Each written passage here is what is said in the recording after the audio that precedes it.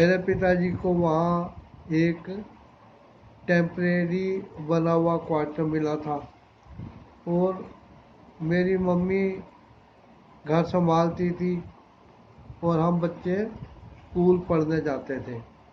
हमारे यहाँ पे एक काम करने के लिए एक वहाँ की लोकल महिला आती थी जो कि सुन नहीं पाती थी, लेकिन बहुत अच्छे नेचर की और मिलनसार थी, काम करने में बड़ी होशियार। उनको हम बोली के नाम से बुलाते थे और उसकी खासियत ये थी कि वो जब हम कुछ बोलते थे तो हमारे हिलते हुए होठों को पढ़कर समझ जाती थी कि हम क्या कह रहे हैं। वह बहुत तेजी से काम करती थी। उसने कितने चम्मच धोए, कितनी कटोरियाँ धोई, कितनी कटोरियाँ छोटी थी, कितनी बड़ी थी, कितने अलग अलग किस्म के चम्मच थे, थालियाँ थी, एक एक चीज़ का पता नहीं वो हिसाब रखती थी। अब जबकि मेरी बुद्धि खुल गई है तो मुझे लगता है कि अगर वो मौका पाती, अपॉर्चुनिटी उनको मिलती, तो वो एक किसी बहुत बड़े ऑर्गेनाइजेशन की सफल चेयरपर्सन बन सकती थी। मैं जब वो चारपाई पे बर्तन धो के लगा देती थी तो मैं शरारतवश कोई चम्मच या कोई कटोरी या प्लेट वगैरह उठा लेता था। और जब वो बर्तन सूख जाते थे और वो समेटती थी तो मेरी मम्मी को कहती थी, वे सूबेदारनी, मैं 15 चम्मच धोए सी, ये 14 ने एक कितने गया। फिर मम्मी मेरी कहती थी, वड्डा मुंडा शरारत कर रहा है। वो मुझे वड्डा मुंडा कहती थी क्योंकि चारों बहन भाइयों में मैं बड़ा था। वह मेरे पिताजी को कभी सामने पढ़ने नहीं देती थी। उनको दूर से आता देख के इधर उधर हो जाती थी।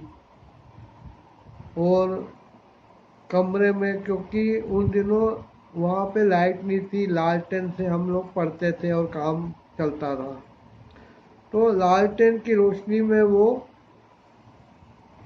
देख नहीं पाती थी कि मेरे पिताजी कब लंच के लिए घर आके कुर्सी पे बैठे हैं।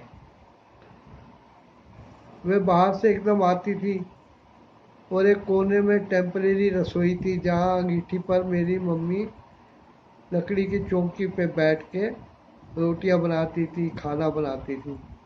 वो आके उधर उकड़ू बैठ जाती थी और अंगीठी का ताप लेती हुई कहती थी, वे सूबेदारनी, ये वड्डा मुंडा बड़ा शरारती है, मैनू तंग करता रहता है।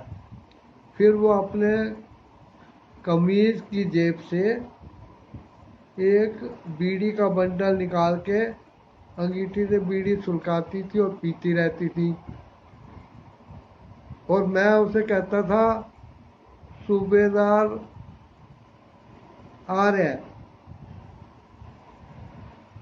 वो हंस पड़ती थी, कहती थी, नहीं, सूबेदार लेट आएगा, आज टाइम नहीं होया। तो मैं उसको फिर मुँह या पिताजी जिस साइड बैठे थे वहाँ से कुछ सामान उठाने के लिए भेज देता था। लेकिन अंधेरे में जब वो मेरे पिताजी को कुर्सी पे बैठा देखती थी तो छलांगे मारती हुई बाहर भाग जाती थी। उनके बाल कभी वो बिखरे हुए नहीं देखे, उनको बिना दुपट्टे के मैंने नहीं देखा। और हमेशा पुराने लेकिन सलीके से सिए हुए धुले हुए कपड़े पहनते थे। उसके पति का नाम तो मुझे पता नहीं था, लेकिन इतना पता था कि वो एक साधु है। और एक दो बार मुझे पता भी लग गया कि ये जो साधु भीख मांगने के लिए, भिक्षा मांगने के लिए हमारे दरवाजे पे आते हैं, यही इसके बोली का पति है। तो एक दिन मेरे को शायद सूझी, मैंने बोली को एक कटोरी में आटा और दे के कहा, मैंने कहा वो बाहर मांगने वाला है, दिया। वो बड़ी तेजी से गई क्योंकि काम अधूरा छूट रहा था। और जैसे ही दरवाजे पे पहुंची और अपने पति को देखते ही आटा गिराती हुई भागती हुई आई और मेरी मम्मी के पास, अंगीठी के पास उखड़ू बैठ गई। सूबेदारनी ये वड्डा मुंडा मैनू बहुत तंग करता है, मेरा कभी झगड़ा कराएगा। तो मेरी मम्मी ने कहा कि क्यों? कहता है ये मेरा पति है जो मुझे काम करने से रोकता रहता है, वड्डा मुंडा उसके सामने मेरे को भेज देता है। और घर जाके मेरे से वो पहले भी 2-3 बार लड़ चुका है। आज फिर इसने यही कीता। वड्डा मुंडा बड़ा शरारती है। खैर, मारियो ना इन्नू, बच्चा है, शरारत करता रहेगा। इस तरीके से बोली की मुझे बातें याद आ रही थी। मैं शाम को नहा धोकर चाय पी के उस तरफ निकल गया। मुझे धीरे धीरे याद आ रहा था कि सड़क के किनारे के उस नुकीले बड़े पत्थर पर हम लोग बस की इंतजार में चारों बहन भाई बैठते थे। स्कूल की बस आती थी और हम उसमें बैठ के चले जाते थे।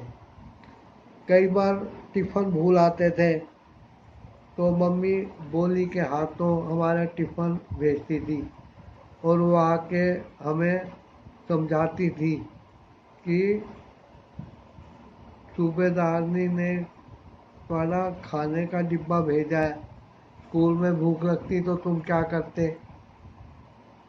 और वो हमारे को थपथपा के लौट जाती थी। आज मैं उस सड़क से धीरे धीरे उतरता हुआ उस जगह गया जहाँ पे एक पानी का चश्मा बहता था और पास ही ऊंचाई पे टेम्परेरी क्वार्टर बने थे। एक सूबेदार पुंज जो मौलाना मुलाना अम्बाला के रहने वाले थे उनका था। और नीचे वाला क्वार्टर मेरे पिताजी को मिला था। क्या उस जगह पे जाके मुझे वो क्वार्टर मिला? ये क्वेश्चन आपके मन में आएगा। लेकिन क्योंकि काफ़ी साल हो गए इस बात को, तो वहाँ क्वार्टर नहीं थे, वहाँ के नज़ारे बदले हुए थे। वहाँ से एक पगडंडी सीधा ऊपर की तरफ जंगल में चली जाती थी, जहाँ कई बार मैं बोली के पीछे पीछे उसके घर तक गया था। और उनके घर के बाहर बकरियां बंधी रहती थी, टूटी चारपाई पड़ रहती थी और उसका साधु पति अपने हुक्के की नाल गुड़गुड़ाता हुआ चारपाई पे पड़ा रहता था। मुझे बोली की याद आ रही थी और भी कई चीज़ें थी, लेकिन अंधेरा हो रहा था। मैं वापस लौट के अपने मैस की तरफ आ गया। फिर किसी दिन मौका मिला तो वहाँ जाने की मैंने सोची, लेकिन अब वहाँ जाके क्या करता? कोई भी जान पहचान का लड़का लड़की या वो लोग नहीं थे। पिताजी के सप्लाई डिपो में काम करने वाला वो एक हवालदार जो कि बिल्कुल काले रंग का था और जिसे मैं तवे दा पुट्ठा पासा बोल बोल के चिल्लाता था, और वो खुश होता था कि सूबेदार साहब का बच्चा मुझे बोल के बोल रहा है। फिर किसी दिन उसको किसी ने बोल दिया था कि पंजाबी में इसका मतलब है तवे का उल्टा हिस्सा, कालू। उसने मेरे पिताजी से मेरी शिकायत की थी, और उन्होंने मेरे तरफदारी करते हुए कहा था, और क्या करें, तुम्हारा रंग ही ऐसा है। खैर, फिर उस तरफ जाने का कभी मौका ही नहीं मिला, टाइम ही नहीं मिला।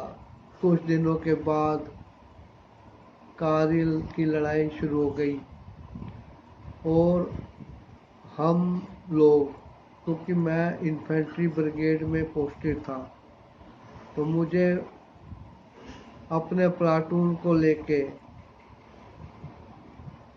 गाड़ियों द्वारा कारगिल की पहाड़ियों की तरफ जाना पड़ा, और वहाँ से सीधा फिर मैं मेरठ पोस्टिंग आ गया था। खैर, काफ़ी दिन हो गए, ये कहानी कहाँ तक सुनाऊँ, बहुत कुछ है कहने को।